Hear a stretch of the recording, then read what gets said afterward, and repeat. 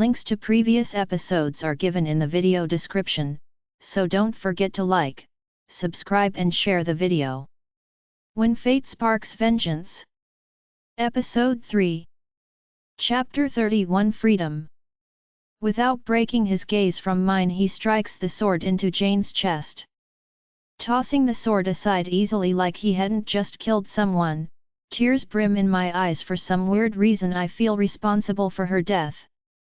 H walks up to me holding my jaw in between his hand, pressing his fingers hard till it aches. How do you expect to kill Kieran Blackwood, your mate, when you can't kill a stranger? He says fiercely, pushing me to the side. Lock her up, he orders. The tears finally fall as I'm escorted back to my cage. Welcome to the Badlands, he says once more, locking the cage as I hug myself terrified. 6 weeks later. Kieran Blackwood, do you have a life outside this room? His annoying voice says. Unless you have good news for me, Elijah, you're not welcome, I say, continuing my one-hand push-up.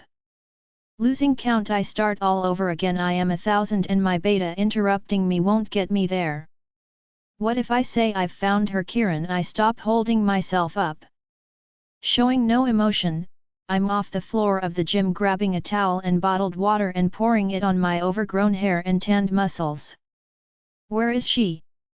I ask simply, cleaning my face with the towel. The Badlands, the home of rogues, I say, surprised. Why so shocked? That's what she is, isn't it?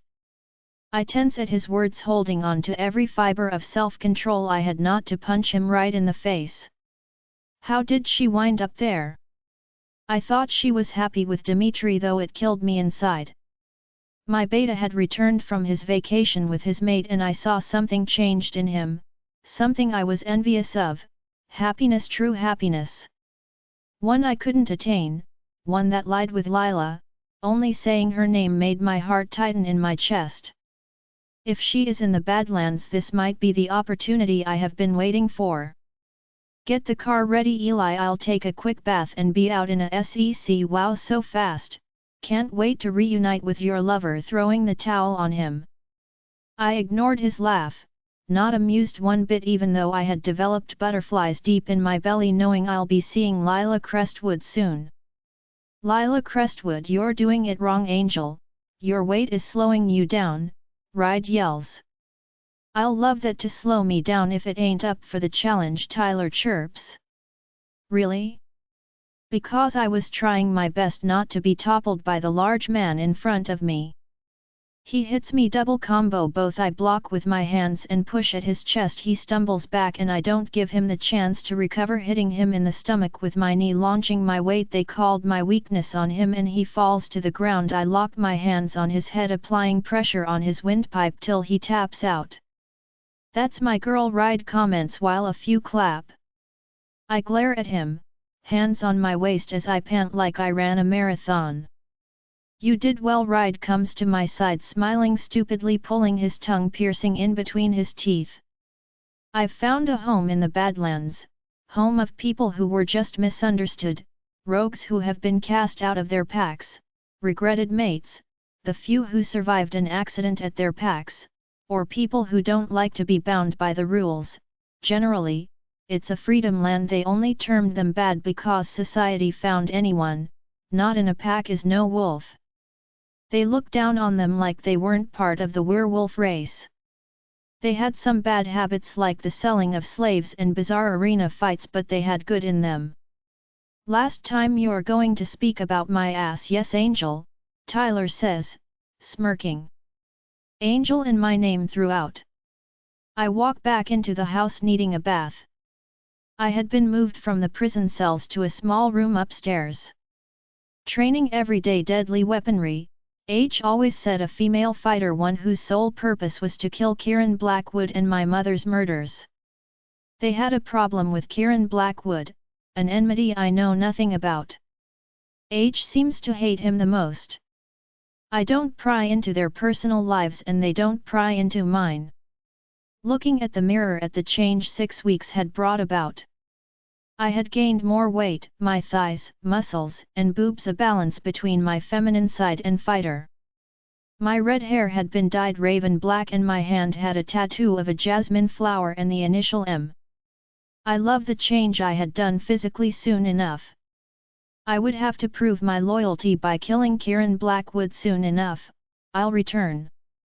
Angel Salvina comes bursting through the door with a panicked look on her face. Jess, you scared me, Sal. Salvina is the girl who handed me the sword on my first fight with Crazy Jane. H is selling you to Madame Vaughn. He's what? I scream at the same time. The door is flung open and a few guys I don't recognize walk in, making way for H. My little angel, sire, I greet with a bow, hoping what Sal said is a misconception. I'm sorry to say, but you're being sold tonight. What?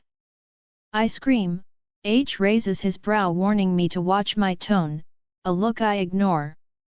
You are in high demand and the price for you is so tempting I couldn't say no, plus Madame Vaughn gets what Madame Vaughn wants. But H, no buts, child, he says, interrupting Sal. You'll find your way, Angel, and if you might want to return, we accept you with open arms. Yes, sire, I said, gritting my teeth. These are her men, they'll escort you to see her. I followed the men outside, a bit hurt that H would do such a thing, but I was helpless in this situation. They stopped behind a door. One nod, I could go in. The lady in a long red gown that exposed the swell of her boobs and a split running from her legs up her thighs. Her hair is decorated beautifully, with a frown on her face as she looks at me. She stands up from where she's sitting and circles around me, pulling my hair back. You don't look at me till you're asked to. She releases me with force and I regain my balance easily. She walks up to my front. This time I focus on her smooth legs to avoid being touched. You can go, you'll get delivered later tonight. Take no personal belongings and wear the clothes I assign them to give you. Disobey any of these commands and you will be punished severely. Am I understood? I stay quiet, my hands a fist beside me.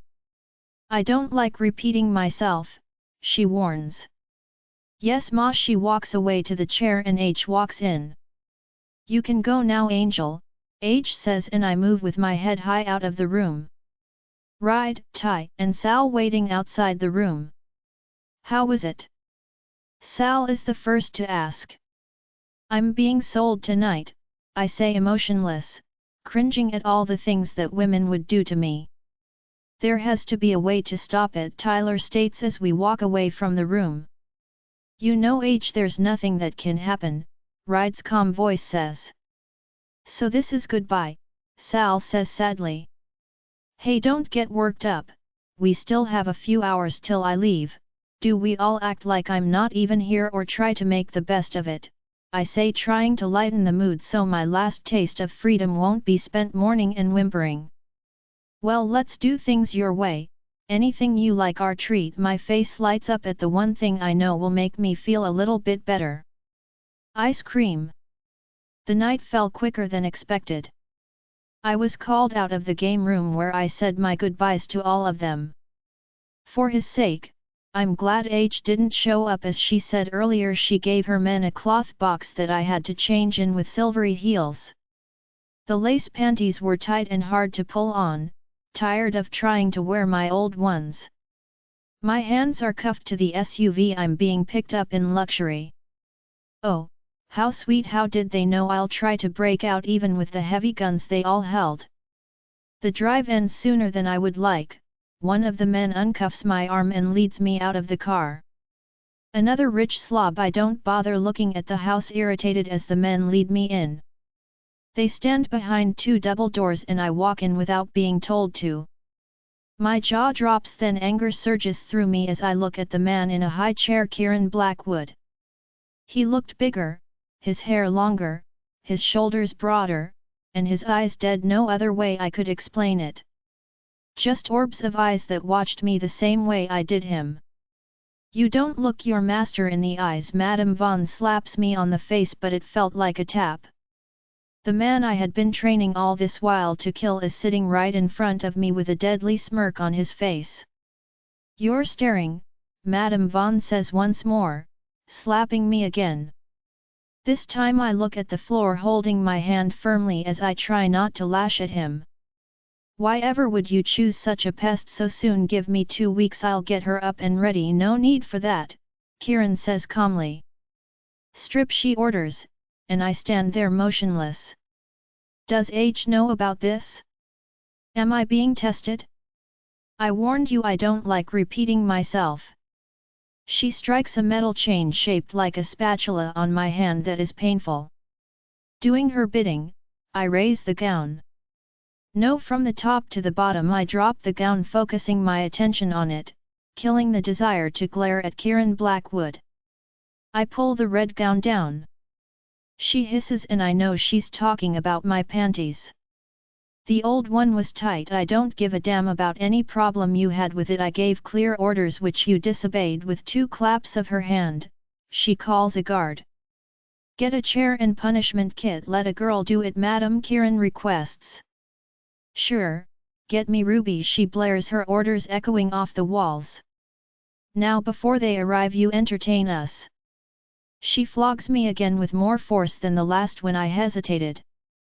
She hits me again and I obey her, and looking at Kieran in disgust as he enjoys the show. I slide my hands down my panties, pulling them away. When the door opens quietly, 2 girls stride in with a box in hand. No, there's no need for that, Madam Vaughn, I'll take it from here. Kieran stops them, standing up from the chair. She glares at him and then looks at me. You're going to pay double or nothing. Chapter 32 Pace. Kieran Blackwood. I knew I had to play my cards right. There was no way H would willingly give me Lyla no matter the price I throw on the table, so I needed a little help from an old friend. Madame Von Grey. You'll never find a woman with so much edge for elegance and respect. She would have been a perfect match for my father if only they wouldn't try to outdo the other. My father abides by no one's rules, and Madame Vaughn is a rule giver. No matter your status, what she wanted she always got. She ran an academy that taught slaves proper behavior, making them submit totally to their master. I would know that I was taught under her league with H. Our history goes way back.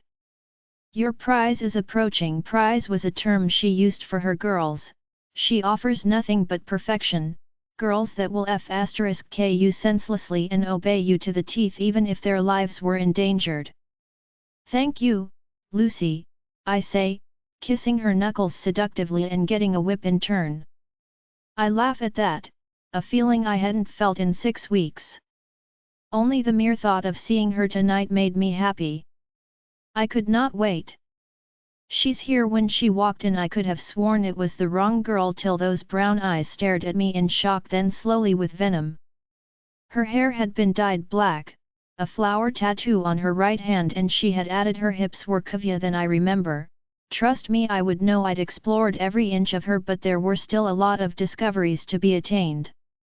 You don't look your master in the eyes. Madame Vaughn slaps her, something I expected of her. She had zero tolerance for direct eye contact with the dominant. I smile when she doesn't fight back, surprised H would let such a price go. She looks at me like the stubborn brat she is and gets smacked again. I almost told Madame Vaughn to stop. Almost. No need for that, I already had her where I wanted. I could train her without having to worry about another guy or female touching her. But I let Madame Vaughn have her fun just for today. Maybe if she shows her place it won't be hard when we return. Lyla had changed me, making me kill every inch of love I had for her, but like all lovers, my unrequited love still lay with her. No other woman came close to her. I wanted only her, and I am going to keep her this time because now she was bonded to me and I do as I pleased with her till I get bored. She wasn't the type you got out of your system easily. As she strips at Madame Vaughn's orders, touching herself made my groin bulge in my pants, my erection evident of the power only she had. No other woman could make me want them so much it hurts. Like the stubborn brat she is, she disobeyed Madame Vaughn's orders. I knew what followed: punishment. Let a girl do it as much as I didn't want anyone touching her. I would rather have a female do it than a male. Madame Von claps her hand. A guard steps in. I watch the guard intently. If he so much as flicks his gaze towards where Lyla stood, he would be dead meat. For his sake he doesn't. Get me, Ruby. My hands tighten at the thought someone else would touch her the same time Ruby walks in with a box. No, no, Madame Von, I'll take it from here. I couldn't wait anymore, in need of relief. You pay double or nothing, she says, glaring at me. Of course, I'll add extra just for you, milady. She moves a brow, smiling. Always a pleasure, she states, then strides elegantly out of the room, her back straight as a board. Get me a blanket, Ruby. I get off the chair and then walk up to her. She must be in severe pain because she doesn't dare look up at me. Ruby burst in a while later and handed me a grey blanket. Walking up to her to wrap her up in it, she stops me by gripping my hand. I can do it myself. There's the Lyla I know. Letting her have the blanket she wraps around her. I wanted to carry her to the room, but I'm sure she won't let me. Hope you can walk too. As expected, she nods, but I had to remind her I'm in control. TCH. I sigh, bending low and carrying her in my arms. She doesn't fight me and I can't help but love the way she clings to me. Open the door, I order her in my alpha tone, and she obeys. Walking in with her in my hands, I kick the door shut and then slump her. She glares at me and seems she's regaining her strength. Grabbing her hair, I pick her up till she's on her knees, twisting her face in pain. You don't look your master in the eyes, I warn her, pulling her hair down. Her angry brown eyes flare up at me. You're not my master, Kieran Blackwood, ha! I laugh, pushing her. But I am your master. You obey my orders strictly or I'll be forced to let Madame Von do it herself, which I'm sure will take years to tame such a stubborn girl. She doesn't answer. I see the struggle in her eyes. I'm guessing she's trying to make the right decision. She finally lowers her gaze, clutching the blanket to her beautiful breasts. Good, I'll give you instructions you have to follow strictly. Lyla Crestwood. Kieran walks up to me again, taking my mouth like a dominant. There's no tentativeness and certainly no gentleness. I want to seal my mouth and push him away, but I can't, my body on fire. I forget my hatred, forget everything except my need for him. He drags his lips away from me, exhaling harshly and looking down at me darkly. He grabs the blanket and tosses it aside. Lie on your back, he orders, and I obey quickly. Giving me his arrogant grin. You needy stubborn, spread your legs. I was tense at his instruction. My legs still ache, but I obey regardless, breathing deeply as I feel the pain once more. Say you're mine, Lyla Crestwood, my real name. After 6 long weeks, in his husky tone, it sounds so foreign on his lips. He thrust into me, breaking my thoughts. Say it. He repeats, increasing his pace. I'm unable to think about the way he's handling me. I'm yours. I moan, giving him what he wants, and in return, he gives me what I want, my toes to curl to reach the peak. I'm vaguely aware of words coming out of my mouth, but I've lost the ability to comprehend them. It doesn't matter. Chapter 33 House. Lyla Crestwood. Ugh, I whine, rising sluggishly from the bed and caressing my throbbing head, the events of the night flowing through me in waves.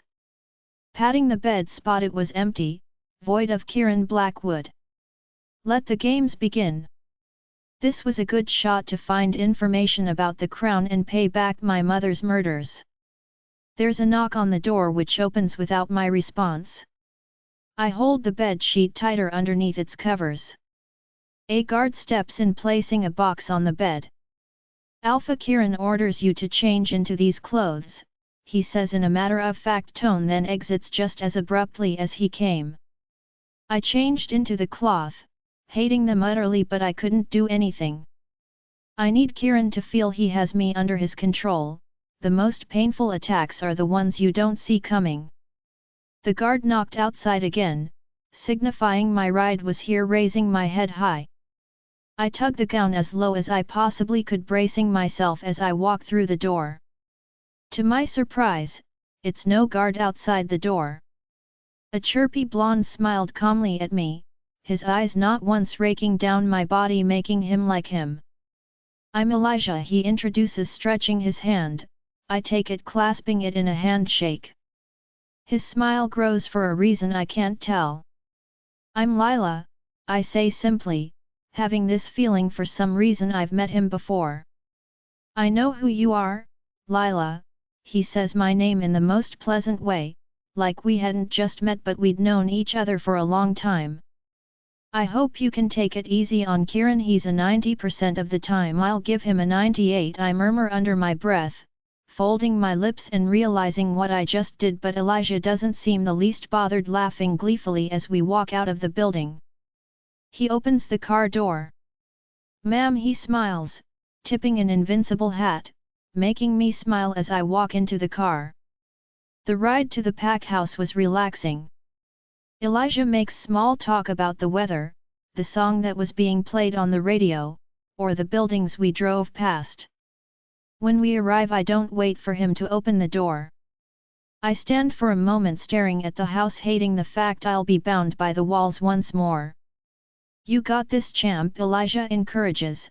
Just keep your head up, it's that easy. Thank you, it was nice meeting you. Same here, take care, Lyla. Taking a deep breath, I walk into the pack house. Well, look what we have here. Oh right, how could I forget the Luna of the pack? Riley looks the same but now wearing makeup that does nothing to hide her ugly nature as she glares at me. The slave has arrived, how convenient. We have missed someone doing all the chores around the house. Riley, you watch your tone with me, you don't want to get me pissed, I warn her, looking at her square in the eyes.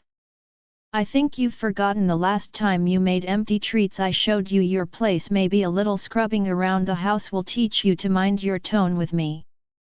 What are you so scared of, Riley? If you have Kieran in your claws then you shouldn't be bothered. I've returned. Me? Bothered? TCH, she scoffs. I'm the one carrying his child. Last time I checked, hoes get pregnant for their master. You're the hoe in this equation. Lyla, no, Riley dear, Kieran is my mate. The mark on my shoulder proves this. Her eyes gaze at the bite marks and her eyes widen dumbfounded as she stares at the mark. Did I just show you your place in the equation? I whispered, turning to leave. Don't forget, Lyla, I'm the one to be his Luna. He marked you, big hoop. He tied you to him doesn't mean he's yours. You need to mark him to make him yours. Lyla, you can relish in the mark all you want, I'll still be number one and you his mistress. Well, then Luna, why did he go through all the trouble to get me back here? Why am I ordered to go to his room to wait for him? An opportunity you never got, you were only there to satisfy him. How dare you? She flares, raising her hand, which I catch mid-air, gripping her arm hard. If you ever raise your hand to me, I'll break it. I'm sure that's not what you want for you and your child. Dropping her hand, I turn away, walking past the crowd that stayed to watch the show to Kieran's room. I close the door, finding the room empty. I hurry to search the drawers, cupboard, and shelves to find any clue about the crown, but it's futile. The room is void of any information. Someone knocks outside the door, running my hand through my hair, trying to keep my composure while sitting on the bed. Come in, I say, fully aware it isn't Kieran at the door. He wouldn't knock. He strides in his boots and stomps noiselessly into the room, grinning at me. What are you doing here? I shout, mad, standing from the bed. He shuts the door swiftly, raising his fingers to his lips and shushing me. Is that how you welcome me, child? You're not welcome here, I say, sitting back on the chair. He stares at me, stunned. I dare to use his first name. Angel, looks like you've forgotten your training. I remember all of it, especially the part you sold me. It was an opportunity I saw to get you back easily to the house so you can complete your pledge to the Badlands. I owe you nothing, I say sternly. I could tell he was lying. He had no idea Kieran was behind Madame Vaughn's visit. I know you're mad at me, Angel, but remember, Kieran is the enemy here, not the only enemy. I roll my eyes after the conversation. I just need a blood sample of Kieran, that's all, he urges. Why? I am confused. What would he need Kieran's blood sample for? The door bangs open. Kieran strides in, making my heart race. Chapter 43 Branch. Panicking, I rush to go hug Kieran at the same time H- is hiding behind the door. He's astonished, looking at me with a questioning look. I pulled him away from the door, planting a fake smile so H could easily walk out. That was close. If Kieran had caught H in the room, that would have ruined everything. Who was Lyla? Kieran asks, gripping my arm. Who? I question, wiggling my face confused. He twists my hand, pushing me onto the bed face flat, angling my hips to him. You can pretend all you want, but I can see right through you. Remember, you're mine, understood? He states, smacking me softly. Why did you banish me only to force me back? He lets go of my arm and I sit on the bed. Because Lyla, I'm not done with you, he states, like his plaything he could use as he pleased. When I am, you are free to go anywhere you want, he says, turning his back to me. I can't wait, that'll be enough time to find out what I want. Till then you are not allowed to leave this house without my permission. You eat what I say to you, and you wear what I get. You control everything and everywhere you go. He speaks to me as if he owns me. No circumstance should be in a confined space with Dimitri.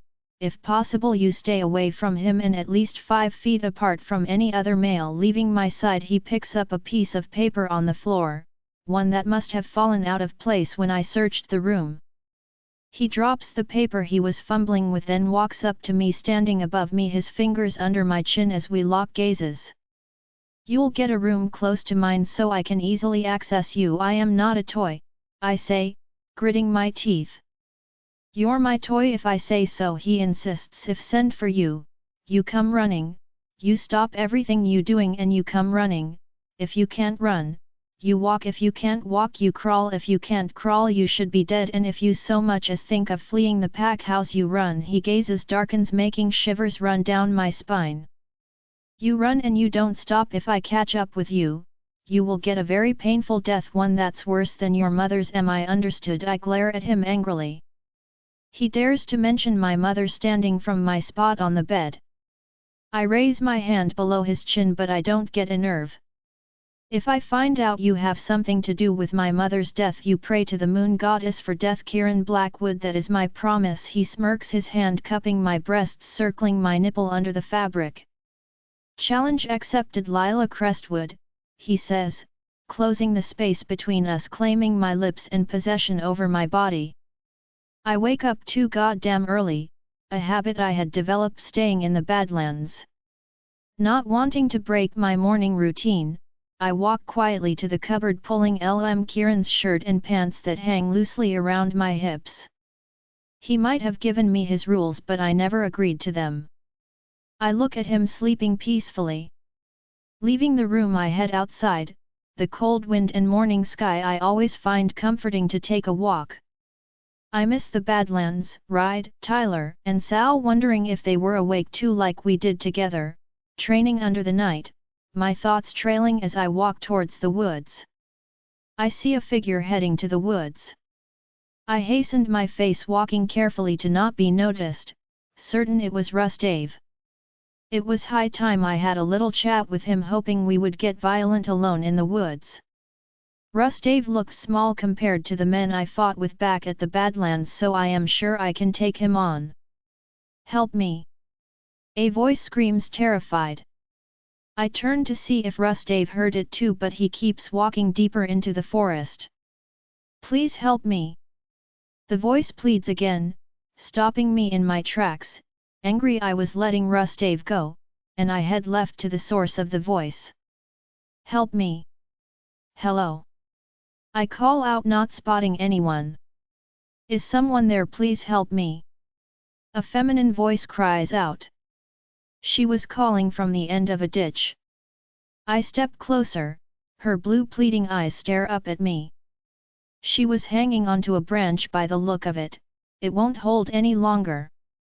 Panicking, I look around for something that I could use to pull her up. Please help me, she begs. I can't possibly pull her all by myself and run back to the pack house to seek help. She would be dead. Having no other option, I lie on my belly ground, having no support but the wet grass. Grab my hand, I reached out to her as much as I possibly could, the branch making a sound indicating it would break, so terrifying her. Don't look down, I urged as she was about to.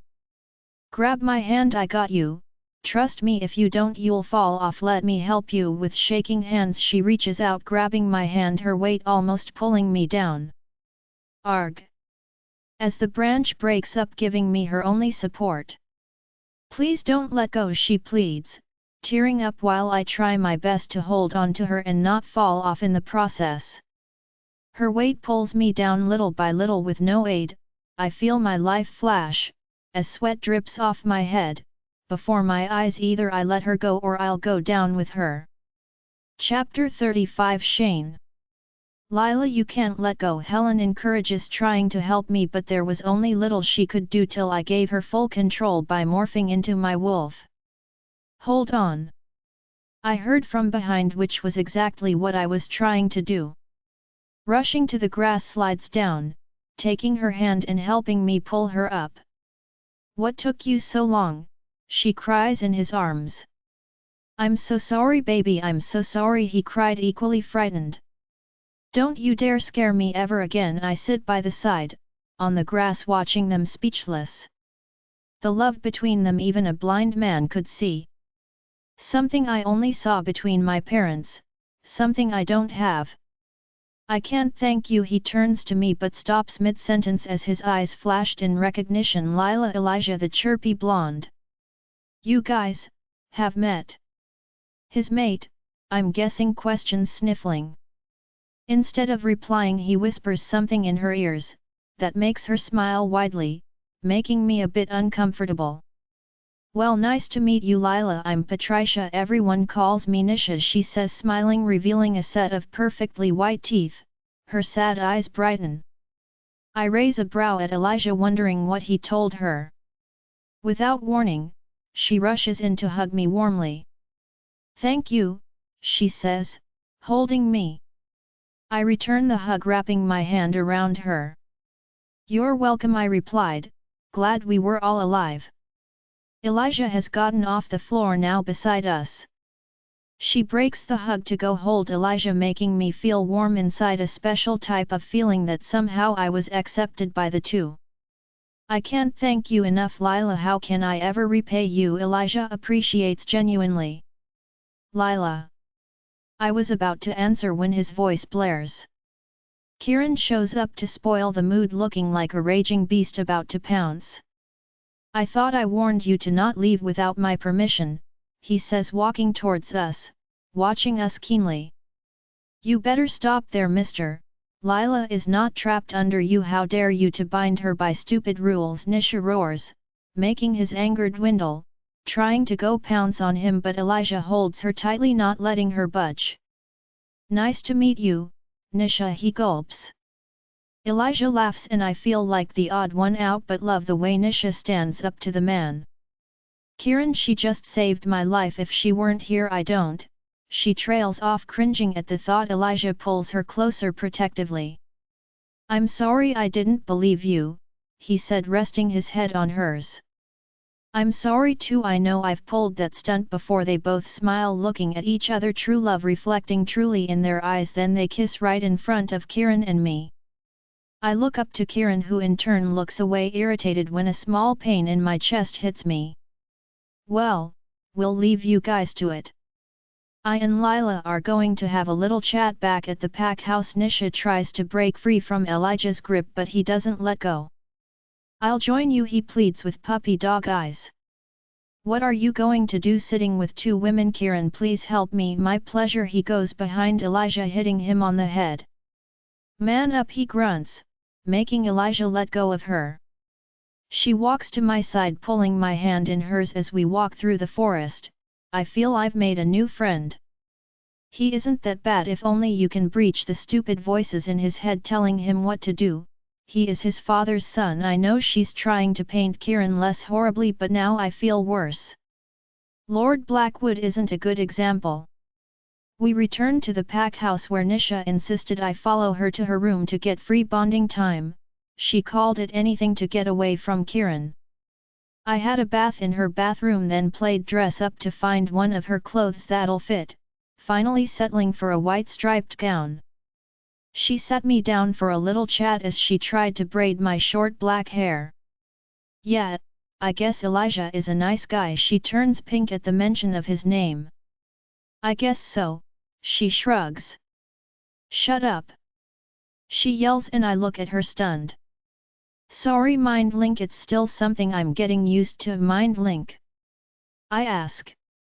Yes, an invasion of your personal space happens when mates mark one another. My mouth forms a small O. Sadly, I can't relate. It's a shame Riley is pregnant. You and Kieran would be perfect for one another. Yeah, Nisha, it's been a pleasure, but I have something urgent to tend to. I rise abruptly from the stool. Right now, Nisha says, confused, looking up at my half-braided hair. Yes, I'm sorry. To avoid further questions, I rush out the door. I didn't want her to know how greatly it affects me, and honestly don't want to talk about it. Those feelings have been dead and buried, and I want things to stay that way. Her room is in the east wing and her mind is in the middle. I mean, Kieran's. Walking down the hall, catching a glimpse of Rustave as he walks by, looking behind him into the empty hallway, I duck behind a pillar wondering what he's up to. He gets startled, stepping back as the door flung open and Shane walks out. Then the strangest thing happens. They kiss. I hold my hand, suppressing my gasp. You naughty brat, you can't get enough of me, can you?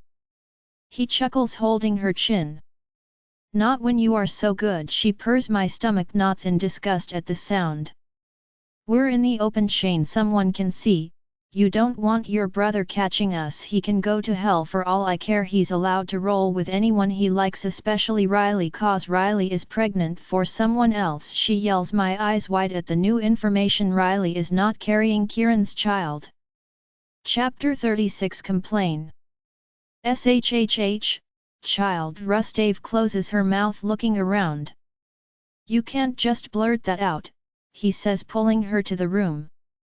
The smile creeps into my face. If I can manage to prove the child isn't Kieran's, then. Lyla, I jump at her voice. Nisha looks at me like I've gone mad. What are you doing? Oh, Nisha, I hug her warmly. What is the occasion? One minute you're gloomy, the next you're happy. Because Nisha, I just found out something juicy. Well, don't leave me in the dark. Share what's the exciting news, she urged, leaning forward, agitated. I don't know if I should trust Nisha. I just met her. Well, don't give me that look. The suspense is killing me. Riley's child isn't Kieran's, I whisper. Hey. She sucks her breath, looking at me weirdly. Are you certain? You know you just claimed the Alpha's child. If what you're saying is false, you will be punished. I tense at her words.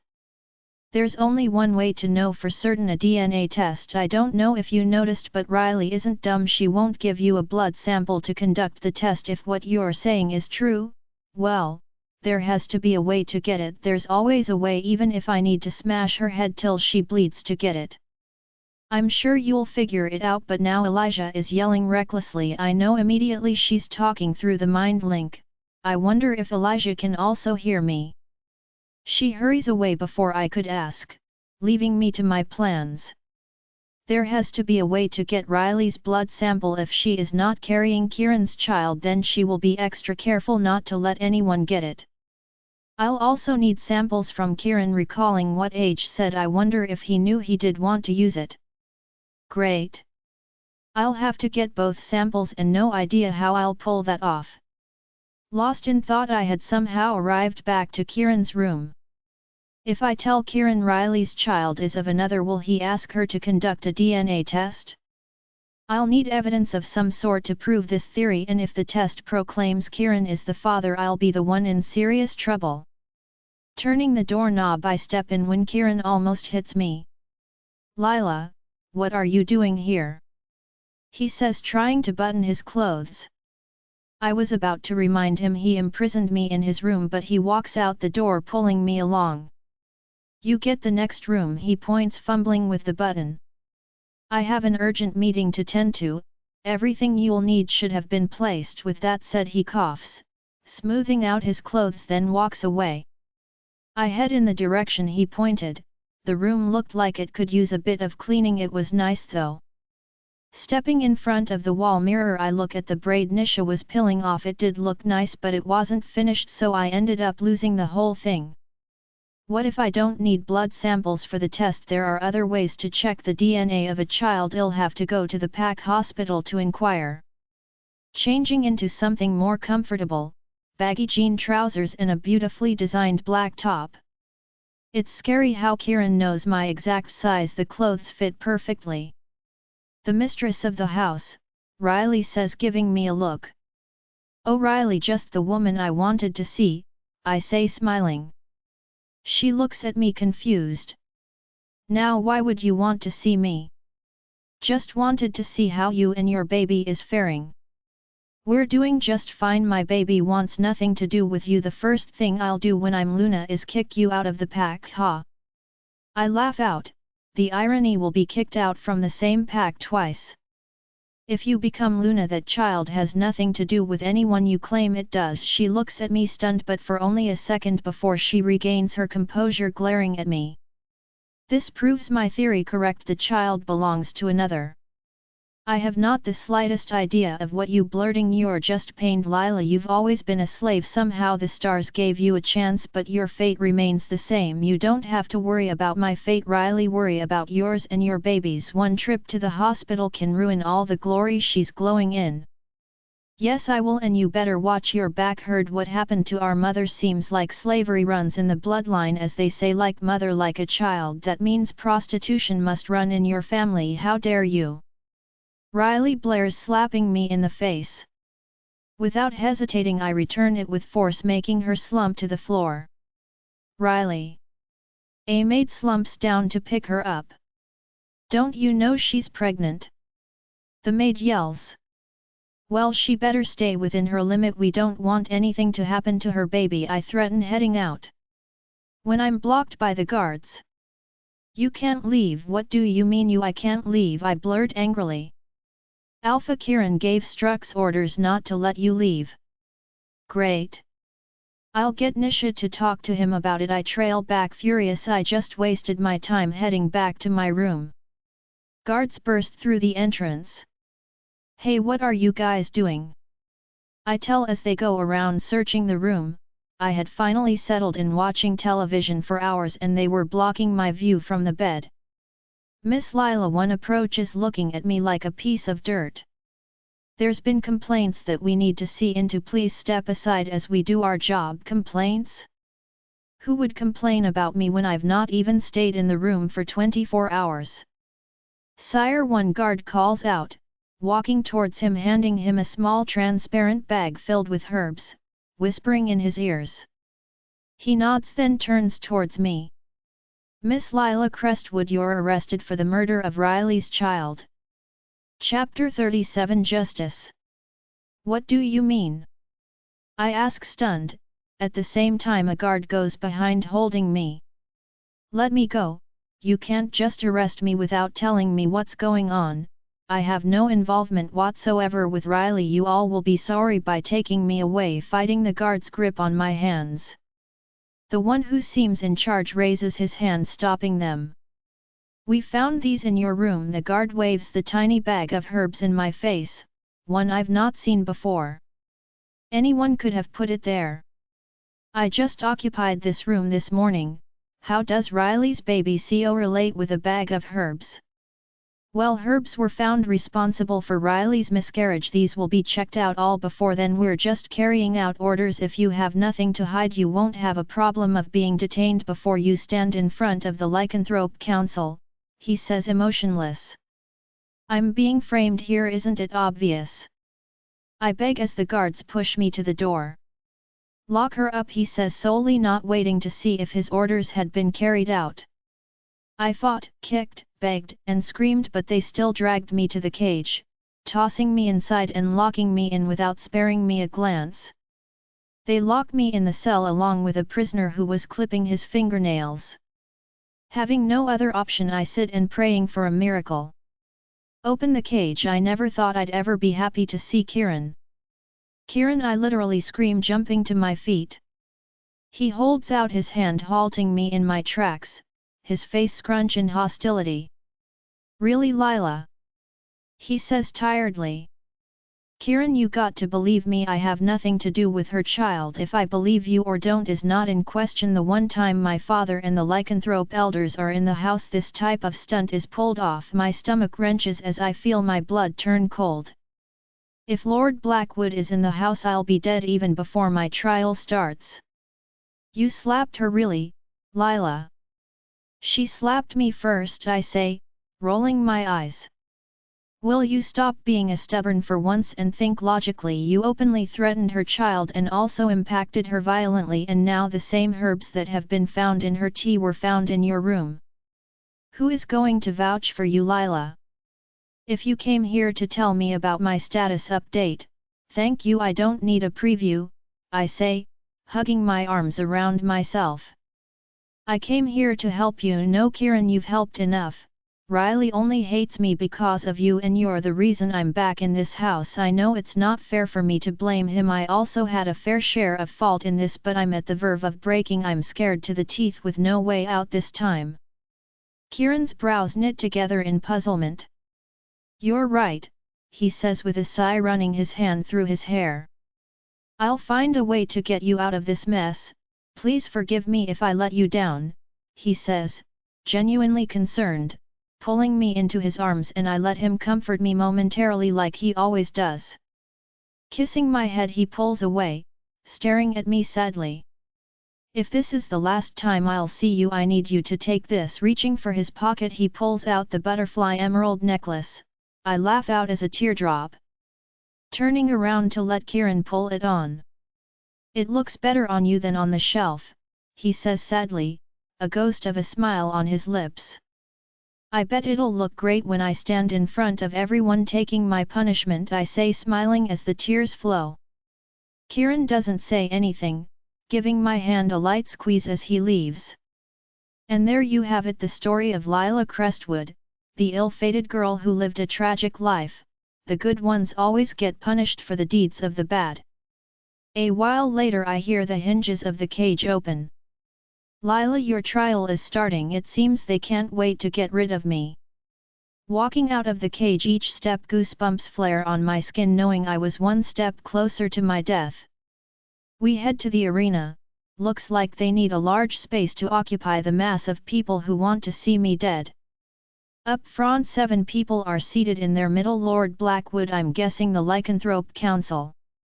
A shiver runs down my spine as I make direct contact with the man's ice-cold glare.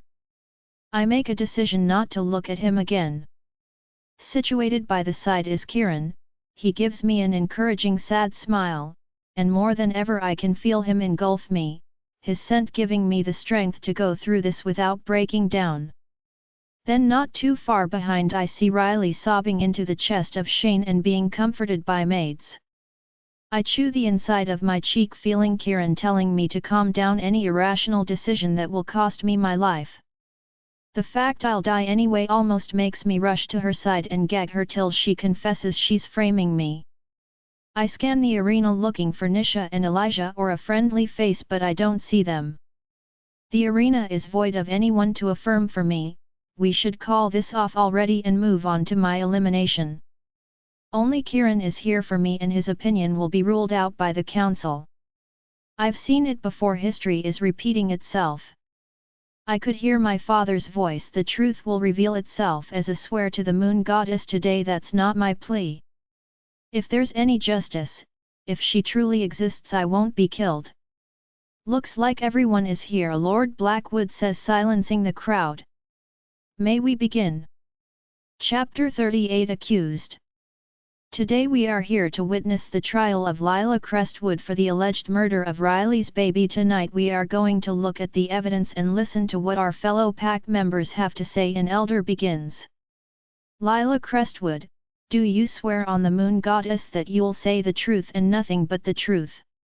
Yes, I say simply the truth will only be projected as a lie anyway.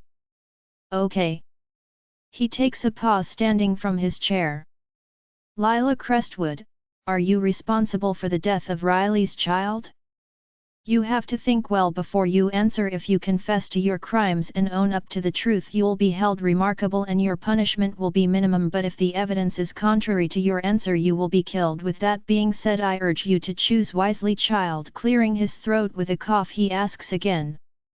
Lyla Crestwood, are you responsible for the murder of Riley's child or have any involvement whatsoever in the death of her baby? The whole arena is silent. You could hear a pin drop. Only Lyla's sobs could be heard. All stares on me, lingering for an answer. No, I have no involvement in the death of her baby, I say clearly without shuddering, my head held high as the crowd goes into a fit of murmurs and side comments. Order! Order! Lord Blackwood yells. When the hall maintained the calmness it once held, they proceeded. Can the first witness step out please? From the crowd. He stands up, walking out into the middle of the room, the guard that was in charge of searching my room. Do you swear by the moon goddess to say the truth and nothing but the truth? I do, he replies. Okay, project to the crowd your claim on this issue. Raising his chin he starts. I was on duty when a maid, Thea, rushed up to me unnerved when I asked the cause of the alarm. She went further, stating Riley has lost her baby. I was perplexed why she came to me. She answered by saying she found herbs in the tea she had consumed and made a counterclaim that she feels Lyla might be involved. Following protocol, I inquired why she felt that way. She furthermore states that Lyla was spotted heading into the woods very early morning and had openly threatened Riley and her baby. Doing a proper search of Lyla room we found these, he elaborates, raising the bag of weed. We have gone for a test and the analysis revealed these are tiazraba herb used to prompt miscarriage and harmful to the baby's mother. Are you with the test results? The jury asks. Yes sire, it's with me. Hand them over. With a nod, the guard walks up to them, giving them the paper and bag of weed. A creeping fear grips me as the counsel inspects the proof. That'll be all. The council dismisses him and returns their gaze to me. Maid Thea, step out please. Leaving the mourning group of Riley, Thea comes, wiping her eyes, looking miserable. I'm sure she's part of the ploy to get me killed, faking her tears to win the crowd. Do you swear by the moon goddess to speak the truth and nothing but the truth? I do, she says, sniffling. So please can you tell us the events that lead you into suspecting Lyla as the murderer of Riley's child? Yes sire, early this morning I was doing my duties around the house when I saw Lyla dressed in oversized clothes. Her raven black hair stood out, making me certain it was her. She was hurrying into the forest. I didn't pay much attention to her at the moment cause her movements didn't look suspicious. She takes a breath, wiping her tears. Earlier today she approached Riley and they went on arguing. I didn't interfere till Lyla slapped her hard on the face, knocking her to the ground. She continues. The crowd murmurs as she takes a break, crying into her tissue. I warned her about the consequences of her actions, that it may affect her baby. Then she threatened, and I quote, she better stay within her limits. We don't want anything to happen to her baby. The council gasps, whispering amongst themselves. Riley was in pain after that, going to the kitchen to make her tea. I stepped out for a second just to go and check on Riley. When I confirmed she was all right, I headed back to the kitchen table and poured her the tea, not double-checking if something was amiss. Oh please punish me, I'm also at fault here. If I had been more conscious or hadn't left, maybe her child will have still lived. She starts sobbing and wailing. Please control yourself. The jury sympathizes with her as she dramatically walks away back to Riley's side. Lyla, are all the claims true? Did you openly threaten Riley's baby? Yes I did, but did you also head to the forest early this morning? He cuts me off by asking. Yes, I did. If no buts and no ifs, child, we have strong evidence to end this case right now and here, but you have a chance to save yourself if you can prove you are not guilty. Is there anyone who can stand in to help you, or does anyone have anything to say? I know it is hopeless. No one here could assert for me, and saying I was in my room all day isn't going to change anything. I have something to say, Kieran interjects, making my heart skip as I feel a shimmer of hope deep in my heart. Kieran, were you in a meeting with all of us? What possible information can you share? His father says, more like a warning than a statement. I was with Lyla the morning she went into the woods. That doesn't prove anything, your opinion in this doesn't count. His father cuts firmly. Can we wrap this up please? He says to the Lycanthrope Council. They chant in whispers as my tears fall, knowing that all hope is lost. Lyla Crestwood, in line with the evidenced statements that have been made here tonight, we the Lycanthrope Council find you guilty of the murder of Riley's child and your punishment is death. The crowd cheers like a champion had been announced rather than the false judgment that has been delivered like a blow to my gut. Though knowing the outcome of the trial, I still squint my eyes shut as tears pool from my eyes, my heart racing. This will be my last day on Earth. It's happening again. I will be killed just as my father was. Kieran, being Alpha, you are to carry out her punishment, Lord Blackwood says. I want no part in this as my opinion doesn't count, Kieran says, emotionless. Well, it's your duty, Lord Blackwood urges. Yes, Kieran, that's the law, one of the council members states. It's already bad I've been falsely accused. If I'm killed by my mate, the pain will be 10 times more torturous and Kieran may lose his soul, punished by the moon goddess who once again has failed my clan. Kieran rises to his feet, locking his gaze with me, his eyes red but no tear drops. Will he agree to it? Chapter 39 Permission. Next chapter. Lyla, is there anything you'd like to say in your defense? One of the elders of the delegation urged. I nod my head in negative, dumbfounded. Bring in the sword. A guard steps in, holding a long box, nesting in its middle a sword, the blade polished smoothly, reflecting the moon. It is decorated beautifully, stoned with blue diamonds gleaming underneath the moon. Kieran picks up the sword with shaking hands, using both hands to grip it steady. The night wind wraps around me coldly, the large space strangling me with each forced step he takes, making my heart skip. I squinted my eyes shut, hoping it would be short and painless. Stop! A voice blares. Kieran throws the sword away with force. The diamond broke off. I crane my neck to see Nisha walking in with Elijah. She looks relieved, giving me a small smile before she averts her gaze to the Lycanthrope Council. What is the cause of your nuisance? You can be punished for interrupting due procedures, one of them yells angrily. I'm sorry, sire, elders of the Lycanthrope Council, Lord Blackwood, she says boldly with a bow. I'm Nisha and I am here with evidence that'll change your judgment. We've already given the final verdict. The case is clear. Kieran, please continue, Lord Blackwood says, waving his hand. I stare at him furious, which he shrugs off like I was a pest in his way. I can't believe my mother had an affair to this self-centered slob. They were polar opposites. The killing of the innocent is a high crime punishable by the moon goddess when all evidence hasn't been seen. Walking away from the jury, she walks towards the crowd. I'm here urging everyone present, if a friend is the one on trial or your mate or your sister, wouldn't you want to make sure they are guilty before being killed wrongly? Nisha projects to the crowd that responds in positive, stating they should give her a chance. I stare at her in awe at the way she stands boldly. Her voice calms her demeanor, giving me the confidence that all hope isn't lost. Order! Order! Lord Blackwood yells angrily. If you don't have enough evidence to change the council's mind, bear in mind you will be punished severely. He warns. That's fine by me, Lord Blackwood, she says, flickering her hair, meeting him square in the eyes, her confidence not fading a bit. Nisha, please continue, Kieran encourages, sitting back in his chair, dabbing at his temples. With a nod, she stays in the middle of the room. Tonight we have all gathered here under the moon so the goddess can witness this trial herself. Lyla Crestwood is accused on the basis of the murder of Riley's child, which the evidence in my hand strictly opposes. Raising the file in a demonstration. Why are you beating around the bush, child? Please reveal to us this evidence right away, one of the elders snaps. I will, Nisha says, giving him a smile which he cringes at, but before that, I'll like to give Riley a chance. Turning in the direction of her morning clique, she says, Miss Riley, is there something you'd like to tell everyone here? This is your chance to own up to your deeds, saving us a lot of time, and maybe the council will spare you for pulling off such a heinous act. Is it possible Nisha can prove the child Lyla is carrying doesn't belong to Kieran?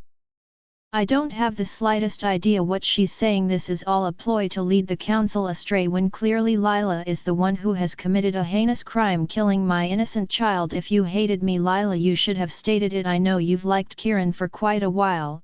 If you wanted him to yourself, you should have just asked. I would have let him go just for my baby.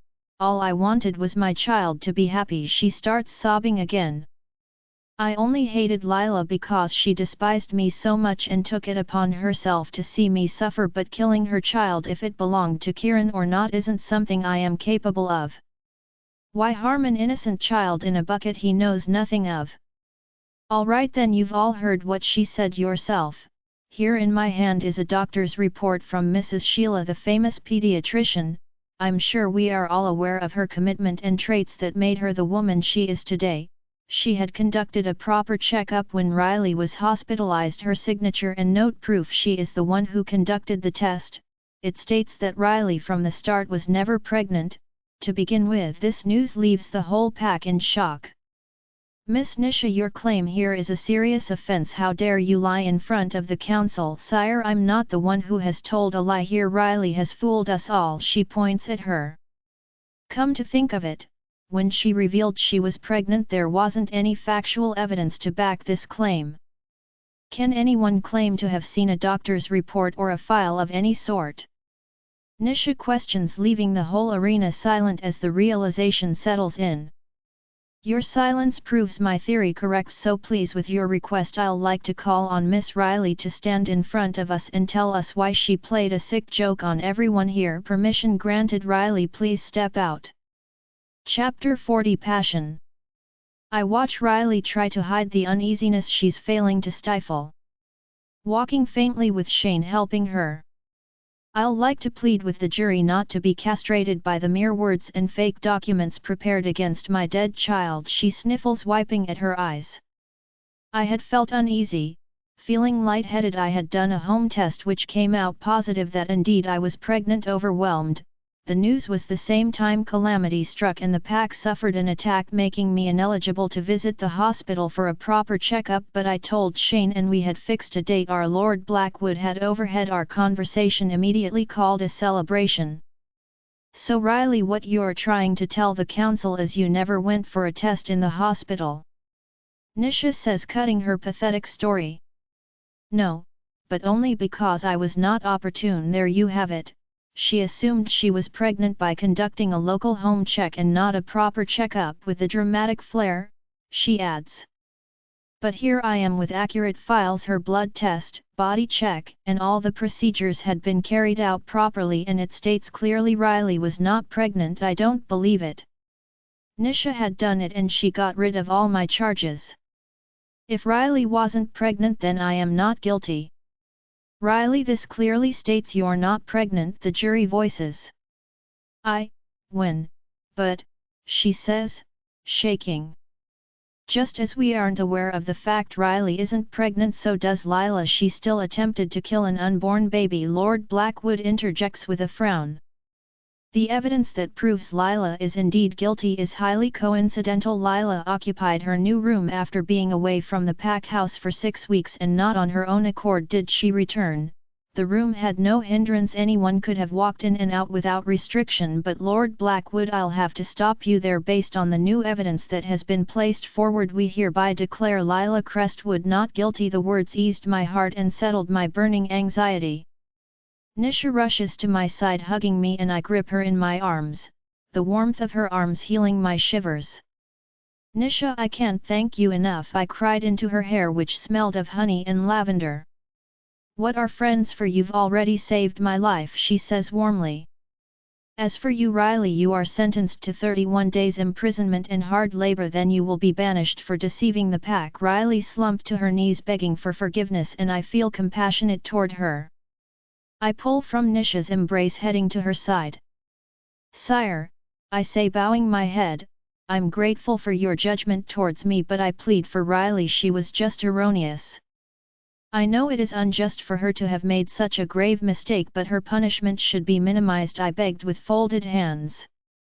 It's highly probable that Riley had known all along and fooled the pack and almost got me killed on purpose, but she wouldn't survive her punishment. A few hours down there alters sanity.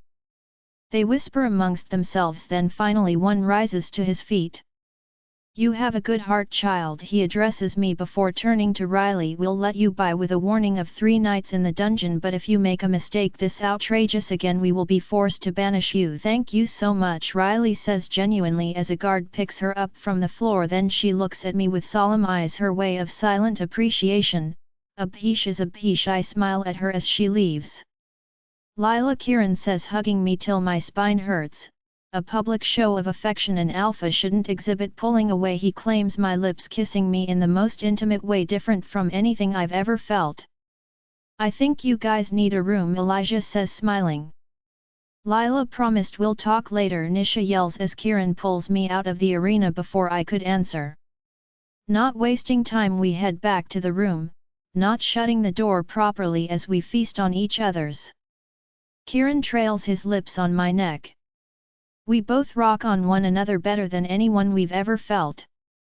Like a mutual agreement between our bodies, coaxing them as one in raw hunger and passion. Oh goddess, I was close, real close, and I could feel he was too, as we ride each other. I finally loose. Feeling every second of it as it threw me like an electric shock. Hurt. Never had we ever achieved this state so quickly. Our bodies felt like we had been deprived of one another. This wasn't mere intimacy, it was soul-binding. Chapter 41, Bedroom. Good morning. Rising from the bed expecting to see Kieran, but he isn't in the room. Perplexed, I scan the room in confusion.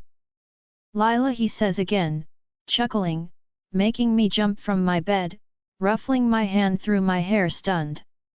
What's going on? I say loudly, averting my gaze simultaneously through the empty room. Has Kieran suddenly gone invisible? I'm not invisible, my love. This time when I heard it I felt like it was drilled out of my brain. It's a mind link, Helen says happily. Mind link, recalling what Nisha had said about it. So what, I can listen to your every thought and you have access to mine.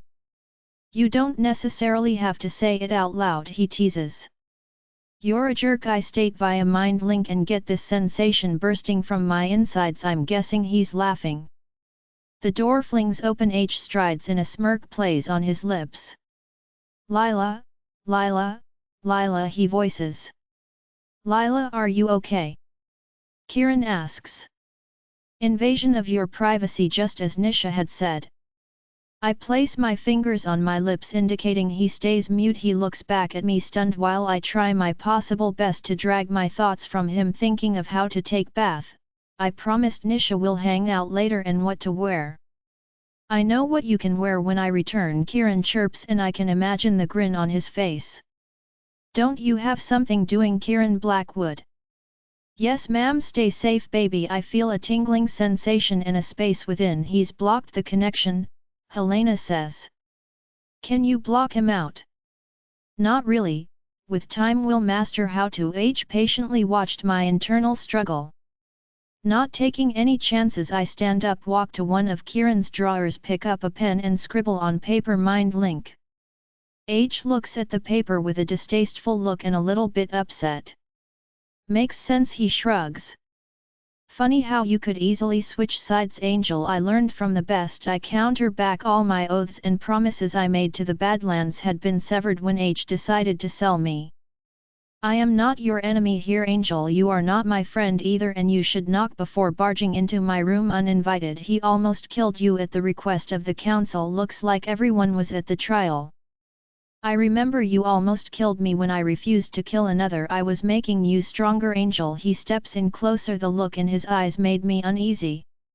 H, you need to leave, I say firmly, done with this conversation. My request here is the same as the last. A sample of Kieran Blackwood's blood. Looks like I was wrong about YS theory. H had more motivation to attain Kieran's DNA. What do you need that for? I asked, moving a brow. It's something that can only be revealed when you get me what I seeks. You have to give me something to work with. How would you feel if you're implored for a blood sample? If it's for a good cause, then I'll allow it, and this good cause is… I can't say much, but I know it's related to your mother's murder. I look at him in disbelief. How does Kieran's blood relate to my mother's murder? He is insinuating Kieran is somehow engaged in my mother's murder. Lyla, we both stare at the door as Nisha walks in with a bright smile on her face. Does no one knock anymore? Who's he? Nisha asks, looking at him funny. I was just leaving, H says with a bow, not reaching Nisha's eyes. Who? Nisha begins to say but stops, her mouth hanging as stares at me.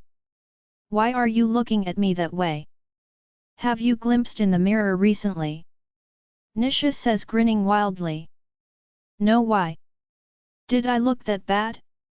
I know my eyes may be puffy from gaining little sleep last night and my hair messy. Well, you should walking to my side. She pulls me up, forcing me to stand in front of the wall mirror. I touch my face, wondering what had happened. My orbs had changed from brown to green. The word lines by my eyes side, these the of my lips I've sustained from years of slavery, had gone. I looked a bit younger and pretty. Looks one night changed a lot, Nisha teases, and I get a feeling to smack her as I blush. Kieran's trait possessed me. Come on, let's go shopping to celebrate my treat. I don't think that's a great idea, I reply absent-mindedly. The new change fascinated me. Come on, Nisha pulls me away from the mirror.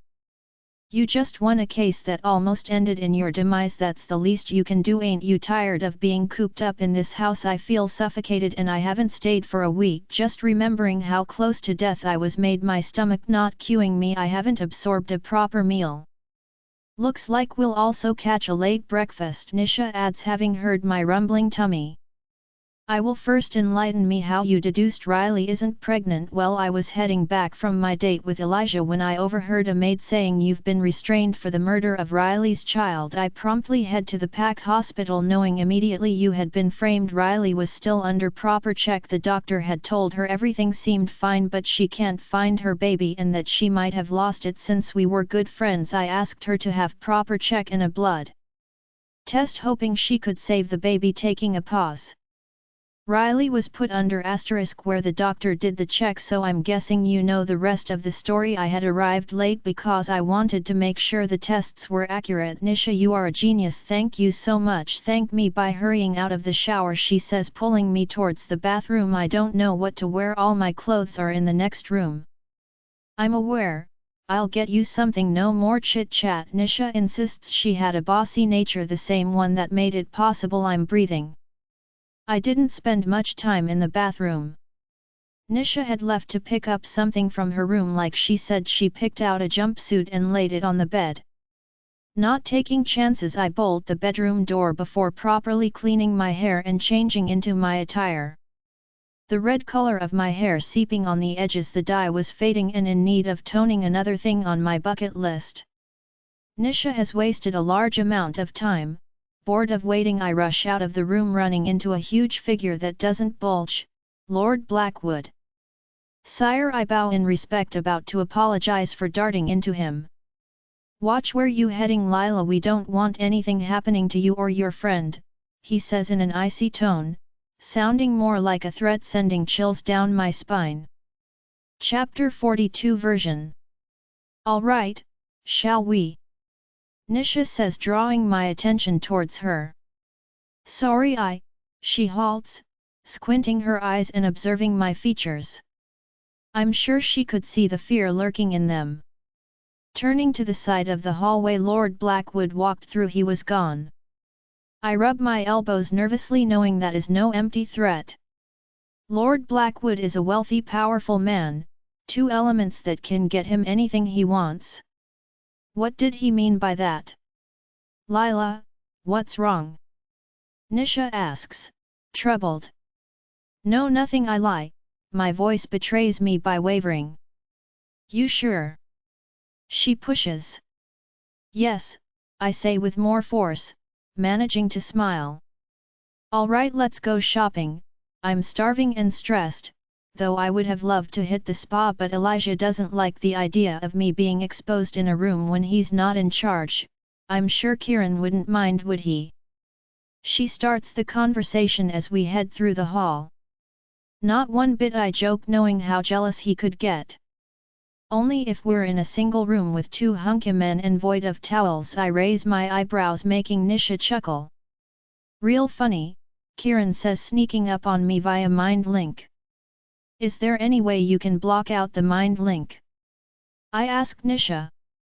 There should be. Elijah does it all the time. It's a gift and a curse, but I don't bother blocking him out. I'll only return to tell him every detail later, she says, giving a warm smile, her eyes gleaming. I'm guessing she's talking to him. Well, I don't like the feeling of being split in three. Helen, my best companion, already has my thoughts to feast on.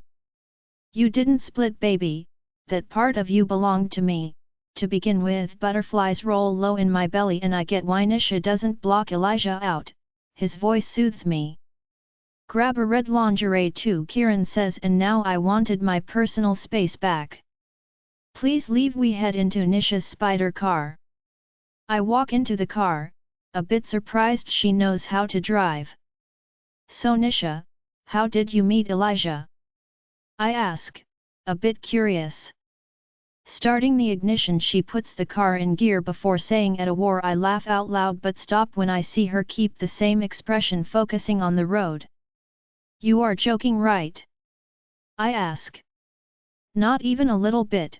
My pack Blood Moon clan had an enmity with this one, and Elijah was the one in charge of the ambush on my pack. I was heading to the safe house when I ran into him. She narrates, smiling. I must have been on fire cause I felt myself melt underneath him. The enmity had been settled a month later, the day the peace treaty was signed. Elijah claimed me and faced a lot of complications before he could bring me back here to face his duties as Kieran's beta and best friend. Ah, that's so romantic, I say, staring at her. Love at war.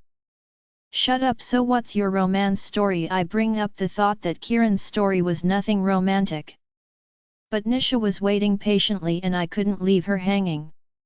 You know, the usual happily ever after story. Rough beginning? I'm guessing that's an understatement, trust me, I chuckle, looking back at how we made it here. That's cool. The best love stories have the worst beginnings, which was true, but I wish the story could erase some of the downside. Coffee or smoothie?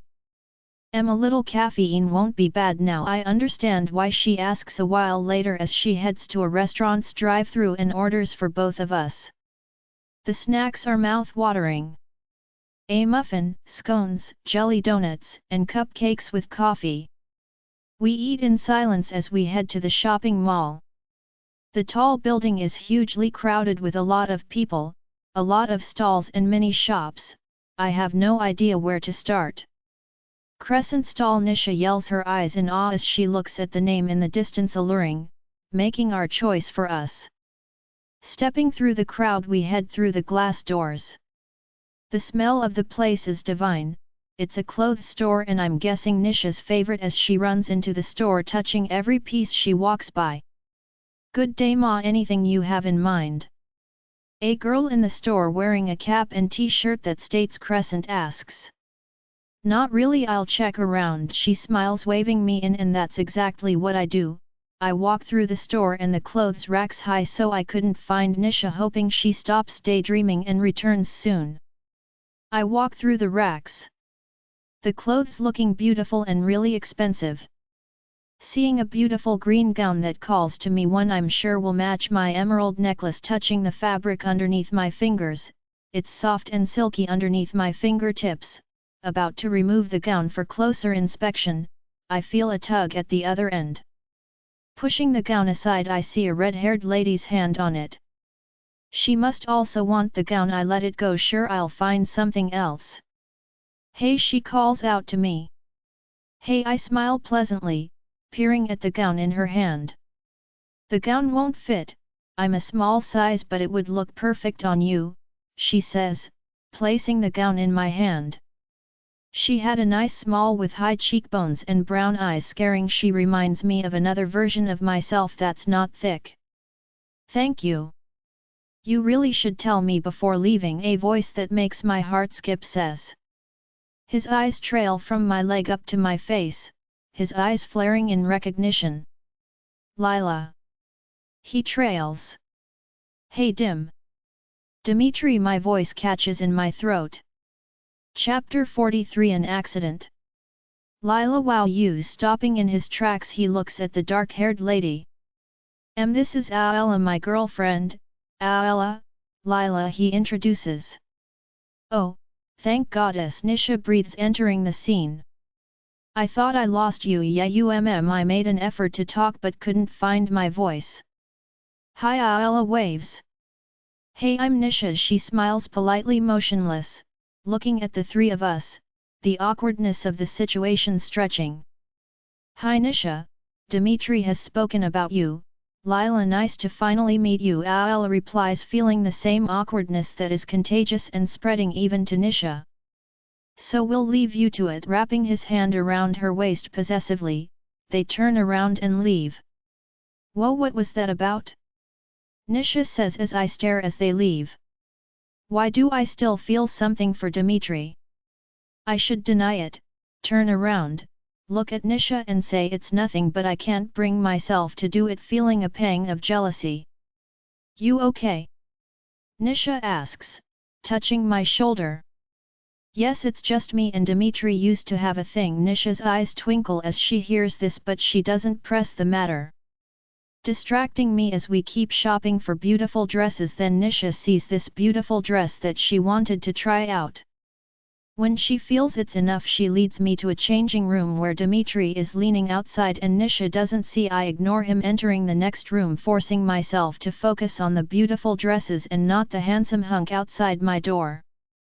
That looks nice. Jumping, I step far behind the wall as my chest hammers in my chest. To avoid an incomplete reading experience. Unconsciously I had pulled the dress on, the green one I and Aella had wanted. Dimitri, you shouldn't be here, I say, pressing myself against the wall even though he's at the foot of the dressing room. His sweet scent fills the room, making me weak in the knees. The dark glow looks beautiful on him. His t-shirt was tight on his huge muscles. I think I could count his abs on the rim. How have you been, Lyla? It's been a while. It seems you're back with Kieran. He doesn't meet my eyes. Coincidentally, funny thing about Faith, I say numbly. I don't believe I'll ever meet you again. Saying goodbye in Virginia, so crazy how much can change in a short time, he says, stepping forward, picking up the dress I had dropped and stretching his hand to me. I take it, his fingers graze on my knuckles, the sensation tingling at its tips. He was closer now, filling the small room. Yes, crazy your girlfriend seems. Not knowing what word to position her, he looks at me amused. She's nice, I finally found the word. He blinks, his eyes darker and hooded. Yes, she is nothing like you though, in a way, aside from the red hair and brown eyes. The same roller coaster ride is the same that got your mother killed. Melissa's warning replayed in my mind. I take a deep breath and walk away from the wall. We needed to seal this chapter. I reach Dimitri and wrap my hands around his back, resting my head on his chest. He wraps his hand on my back and I relax into him. Pulling back, I hold his hand, looking into his eyes. I'm glad we ended with the right ones. He looks a little dismayed and hurt, but he smiles. I'm glad, Lyla. Tell Kieran he's a lucky man, and green is undoubtedly your color, black not so much, he teases, making me laugh. That's the thing about time, changes a person, I guess so. See you around, Lyla Crestwood. Goodbye, Dimitri. With that said, he walks away and I feel I and Dimitri's love life has closed and a new friendship opens. Now you have to tell me what's going on, Nisha says, stepping in just on cue. I'm sure she had seen Dimitri leave. Handsome just left your changing room. Lyla, do you know who Kieran Blackwood is? She jokes, her eyes dancing underneath her lashes. No, who's that? I reply by faking a pretense. Wear that gown back to the house, I'm sure you'll be reminded of. She winks at me. I look at the mirror, and Dimitri's right, green is my color. Then we proceed to wrap up our shopping. It was a bit late to do anything else, so we decided to head back to the pack house. We should do this more often, Nisha says, turning off the ignition. Yes, we had fun, and that's the truth. It was nice to be around a friend walking mindlessly around dresses with her mate's black card that had no withdrawal limit. As I step out, Nisha's car grabs my shopping bags and her phone rings. The call lasted about 10 seconds. Hello, who's this? Nisha questions as I look at her. She stares at her phone in horror. Nisha, what's wrong? I ask, but she's half listening, stepping back into the car in a rush, reversing hastily, drifting to a U-turn and driving away. That's weird and unlike Nisha carrying the shopping bags. I walk to my room, turning the knob. It's locked. You're staying with me, Kieran says via mind link, and I roll my eyes. First banish me, then force me back. He wants me to stay in another room, now he wants us together. He better go for a brain check or something. Let me go, I kick, giggling as Kieran carries me in his hand, bridal style, spinning me in his arms. Why are you so happy? I laugh as he drops me to my feet. Look at the mess you made. I wave at my foot, the clutter he made, my shopping bags all over the floor, my dresses seeping out of the bags. Well, you will need them, cause I wanna take a gorgeous woman, pulling me in his arms. To a beautiful place and spend time together, he says, kissing me on the lips. His phone buzzes in his pocket. Reaching into it, he picks it up and slides his finger across the screen. What, Elijah? You're ruining something, he says, kissing my nose. His smile turns upside down as he continues listening, his muscles tense as then the phone call ends. Kieran, what's wrong? Nisha has been in an accident. Chapter 44 arrived. Nisha. How? I yell, unbelieving. I have no idea, we need to hurry. Elijah says she's in critical condition, Kieran says in bewilderment. Oh, how did that happen? My heart bleeds out as we hurry to the garage and drive to the pack hospital. Nisha, Russell, what room? Kieran roars to the receptionist. With shaking hands, she quickly types on her computer. Room 30. 34, she says, stuttering. Kieran grabs my hands, pulling me into the wards, reading every goddamn sign till we reach a hallway where Elijah is seen pacing anxiously. Elijah, Kieran calls out, and he stops, looking up at us, his eyes red. What happened? I have no idea, Kieran, he croaks, his eyes wide in shock. She was happy, she always is, till that stupid phone call. I noticed her uneasy state but was too stupid to ask. Was in turmoil. I didn't bother till she blocked out. By then it was too late, Elijah narrates, staring at the emergency room in agony. Kieran, she was involved in a fatal accident, she's lost a lot of blood, she has a deep cut by the side of her ribs and a lot of bruises. Kieran, she recently fought, she will be fine. Fine, right? She has to be. The promised me. I see a warrior break down on a bench, crying his heart out. Tears brim in mine as I walk towards the emergency room door. I shouldn't have left her. I saw the look on her face and expected she was troubled. Oh, Nisha, why didn't you say anything? If only I can get to her, I'll be able to help her. I feel his hot breath on my neck. I turn around, letting him wrap his hand around me, his body heat giving me warmth. Seconds turn to minutes. Minutes turn to hours. The sun had left the sky and returned, but none of us had moved, each taking turns walking through the hallway, sitting on the bench, going to the restroom or cafeteria to get coffee to stay awake. The hospital's coffee tasted pale, but we still took it to keep us active. We all worry sick about her with no news on her condition. Kieran tried to handle the PAX issue through his mobile phone, and Elijah looked the worst, his face losing its color, the situation draining him, with no response of how she's faring. Any nurse who walked in or out of the emergency room said the same thing, we just had to wait. My heart aches as I pray to the moon goddess for my friend. Doctor, what's the condition? How's Nisha? She's going to be alright, right? Elijah asks as the doctor stepped out of the emergency room with a gloomy look. Things don't look so good. She's not responding to the treatment. Her condition hasn't deteriorated or improved either. Her healing abilities are slow, but she has been stabilized and under anesthetics. We've done our best, now just have to wait and see with time how she responds. Can I see her? Elijah asks. You'll have to be patient when she's moved to another room, it won't be too long, he says, stepping away. Lyla, you should head back to the pack house, get some rest and return later, Kieran suggests sadly. I'm not leaving till I know she's all right, I say, and that's the end of the discussion. A while later a nurse pulls out a stretcher with Nisha on it. She looks so pale lying there with a bandage wrapped around her hair and the side of her face in bruises. They carry her through the halls to a different room, stating we wait outside. Kieran's phone rings for the 50th time today and he looks frustrated.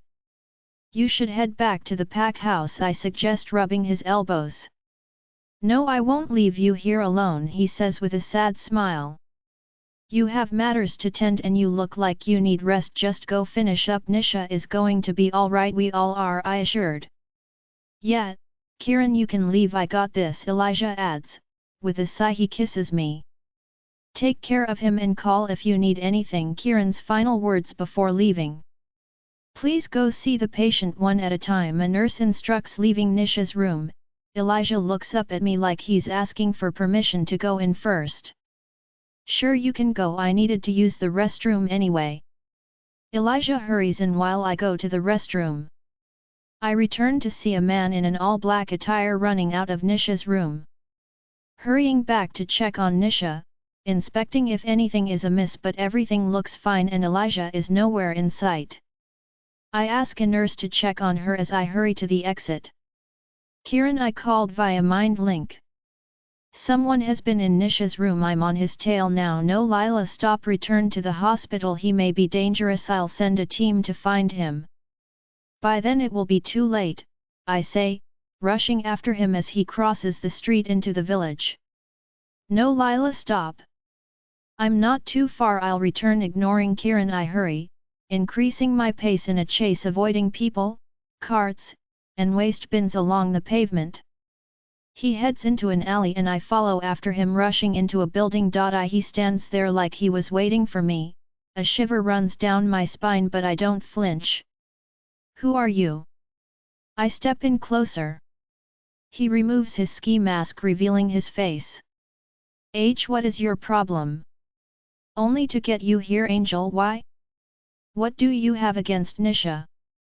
Nothing actually, I want Kieran Blackwood and you are the bait needed. Flicking his fingers, two guys hold me, forcing me onto a chair. Kieran, don't come, I warn via mind link. What's happening, Lyla? He asks in return. I could feel his heart racing. It's a trap, Kieran, they want you. Looks like I got his attention, says, walking to me, giving a heavy blow on my cheek, rocking the chair. Lyla! Kieran yells angrily. As my cheek burned, I bit my lip, trying to act like it didn't hurt. If Kieran so much as suspected I'm in danger, he will come. If he lays another finger on you, I promise it's going to be his last day on earth. Tell him to come alone or he'll leave with you dead. He's not coming, I spit, begging Kieran inwardly that it is a trap. Oh, he will unless he wants to see you dead. Slaps me again. Same time the door breaks open. Kieran had arrived. Chapter 45, Lycanthrope. Kieran, it's a trap, I yell. But the look on his face towards is bloodthirsty. Kieran roars, stomping into the room. Two men hold him back. He easily breaks from their grip, hitting them hard. They slump to the ground. More comes and Kieran goes back in combat. The whole time watching the show with an issued smirk. Kieran takes care of his men without breaking a sweat. Pulls out a gun, clicking the pin, pointing right at my head. I stare at the gun motionless, unable to breathe. Kills without remorse. I've seen a 3D show of this and I am not an exception. Why involve her? It's me you want, face me like a man, Kieran says, gritting his teeth, his eyes hooded as he stares at me on the chair, the fear coursing through both of us in waves. H walks up to him, still edging the gun at me from a distance. Using the gun to hit Kieran in the mouth, he stumbles back but doesn't attempt to fight back. Coward, he spits blood. Hiding behind a gun and the protection of a woman, ha! H laughs. Kieran, for years I've been training every goddamn day to get here today, tossing the gun aside a foot from where I am tied on the chair. H rips his black shirt from his body, his muscles and bones broadening in his flesh like he was going to explode, making him bulky and huge. He looks enormous and his eyes change color. I've seen H without a shirt and he didn't look like that. A mutant stuck morphing into his wolf but stops halfway. He looked twice the size. He was something I'd never seen before, but Kieran doesn't flinch though he stares at him in bafflement. His anger doesn't let him waver. Taking a swing at H, who laughs at the attempt, gripping Kieran on his neck, off his feet, throwing him into a wall and slamming into him head to head. Kieran! I yell in horror. Pulling on the rope, it doesn't budge. I bend low, using my teeth trying to get myself free as H keeps whacking out of Kieran. After much struggle, the rope comes loose. I quickly remove the second rope, looking back to see H throw Kieran to the ground. He bounces off on his ribs and stays still, his fingers shaking. Kieran! I yell, ripping the rope off. I grab the gun off the floor. H, you touch him, I'll squirt your brains on the ground. You don't have it in you, Angel, H says, looking at me with dread black eyes. Even his sclera is black, making me shiver.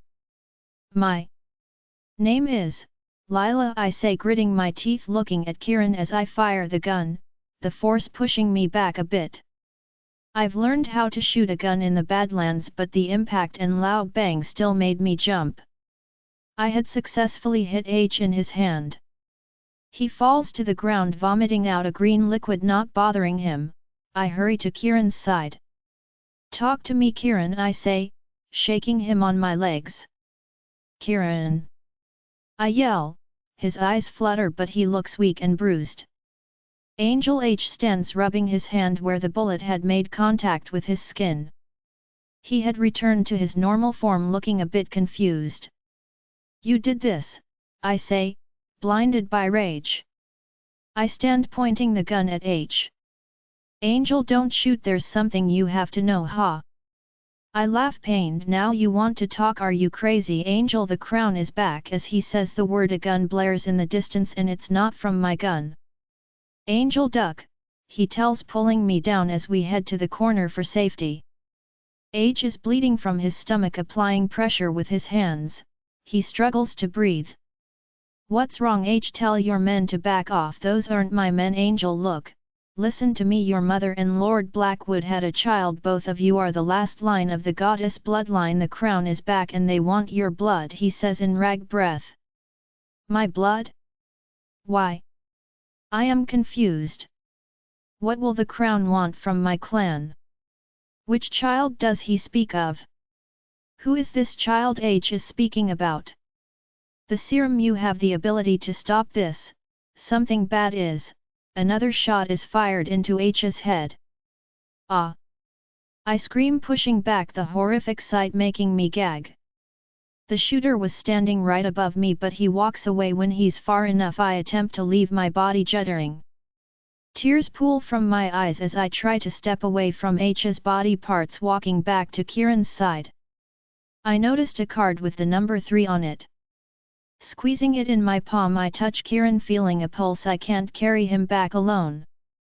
Searching his pocket, I picked up his phone, swiping to the emergency phone call. I dial the Pack Hospital emergency line. Hello, you've reached the hospital. What's your emergency? Alpha, Kieran Blackwood is down. We need help urgently. Where are you? I don't know, I cry. Stay calm, citizen. This mobile will be tracked to your location. I toss the phone aside as I find a sharp glass cutting my skin. I pour droplets of my blood on Kieran's tongue. He coughs hard but doesn't open his eyes. Looking around the mess, fear evokes me as I realize the crown was behind all of this. A while later, an ambulance flared in the distance. They walk in and grab a stretcher pulling Kieran on it. "Lyla Crestwood, you have to be taken into custody," one of the guards states. "Why?"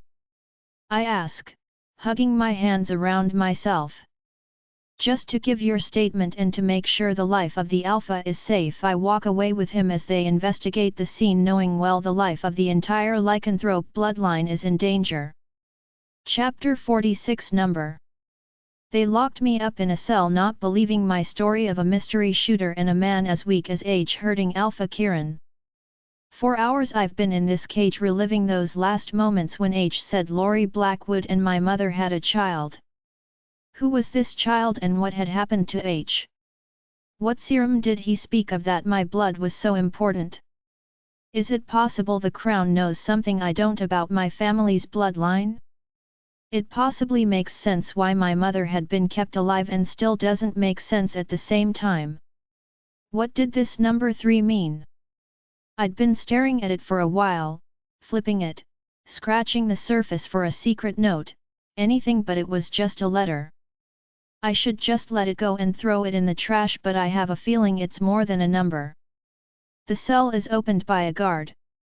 "You are allowed to leave. Someone is seeking your attention," he says, stepping aside so I'll walk through. "Where's Kieran Blackwood?" I ask, but he stays mute, staring straight ahead with unblinking eyes. I know Kieran is still alive, but I am still worried he had taken a bad beating. "Take a left," the guard stated, reminding me someone wanted to see me. I walk down the corridor, taking the stairs to the main room. The whole pack house felt dead everywhere still. Everyone moved slowly like they were grieving. "Angel," someone I never thought I'd meet again calls. I would have been happy if not for the trouble on his face and his look. "Ride, what's wrong? Can we talk somewhere private?" I nod, the guard peering at us suspiciously as lead him to Kieran's room. "Oh, Angel," he pulls me in a hug, clinging on to me, shaking.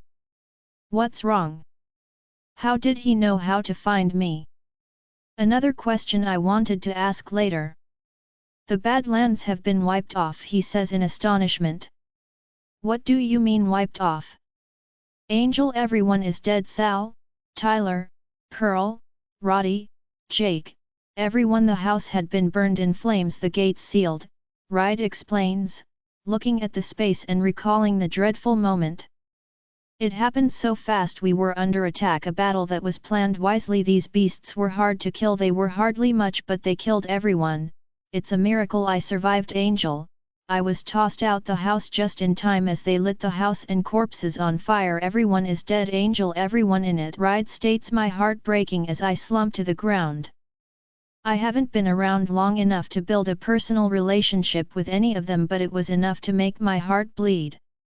What is happening? Why are these tragic events happening?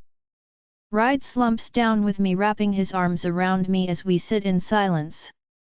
"I've been trying to track H for a while, but seems like he has disappeared, abandoning us." I sob harder in his chest. "H is dead, Ride. He was murdered in front of me." "Oh," Ride remarks sadly. "Something bad is happening, really bad. You need to see these monsters, like nothing I've ever seen.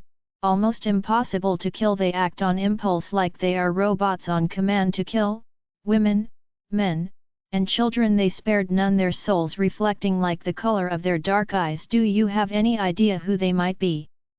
"Not one, but Angel, everything happened in a flash, exactly the way H was opening the paper in my hand with the symbol 3. Where did you find that?" Ride asks. "In the warehouse. H was killed," I say, sniffling. Struggling underneath me, he pulls to me, view the same paper, its dull yellow color and striped texture, the number 2 on it. "What did this mean?" "It's the same note." Ride says, "Both have the same red digit pattern." "The crown is back," I say quietly. "What's the crown?" Ride asks, puzzled. "If only I knew, Ride. "Those will be buried 6 feet under." Wiping my eyes, I rise from the floor, so does Ride. "We need to head to the park hospital. I need to know how Kieran and Nisha are faring." As we walk through the pack house, a lot of glances bore into Ride, his tattoos and piercing making him stand out. He doesn't look bothered a bit. Alpha Kieran, has he been admitted here? I ask.